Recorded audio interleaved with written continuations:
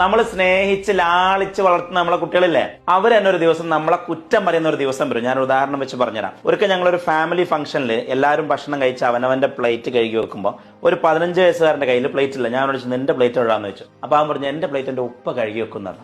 അതായത് അവന്റെ രാവിലത്തെ ബെഡ്ഷീറ്റ് ഉമ്മ മടക്കി വെക്കും, അവന്റെ ഡ്രസ്സ് ഉമ്മ അലക്കും, ഉമ്മ അയൺ ചെയ്യും, അവന്റെ റൂം ബാത്റൂം ഒക്കെ ഉമ്മ വൃത്തിയാക്കും, അവന് ഭക്ഷണം ഉപ്പ ഉണ്ടാക്കി കൊടുക്കും അല്ലെങ്കിൽ ഉമ്മ ഉണ്ടാക്കി കൊടുക്കും, അവന്റെ പ്ലേറ്റ് വാപ്പ കഴുകി വെക്കും. എങ്ങനെയുണ്ട്?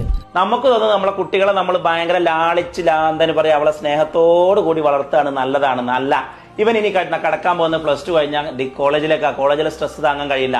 അത് കഴിഞ്ഞാൽ പിന്നെ ജോലിയിലെ സ്ട്രെസ് അവന് താങ്ങാൻ കഴിയില്ല. അത് കഴിഞ്ഞാൽ വിവാഹ ജീവിതത്തിലേക്കാ, ഭാര്യ കുട്ടികൾ പാരന്റിങ്, ഒന്നും സാമ്പത്തിക സ്ട്രെസ് ഒന്നും അവന് താങ്ങാൻ കഴിയില്ല.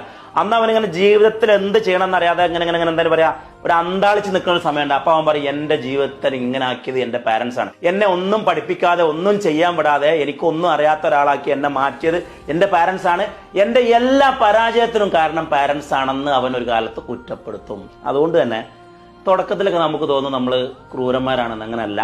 കുട്ടികളെ കൊണ്ട് അവരുടെ എല്ലാ ടാസ്കും ചെയ്യിപ്പിക്കണം. അവരുടെ ബാത്റൂം മുതൽ ബെഡ്ഷീറ്റ് മുതൽ ഭക്ഷണം മുതൽ ക്ലീനിങ് മുതൽ എല്ലാ പണിയും അവർ തന്നെ ചെയ്യട്ടെ.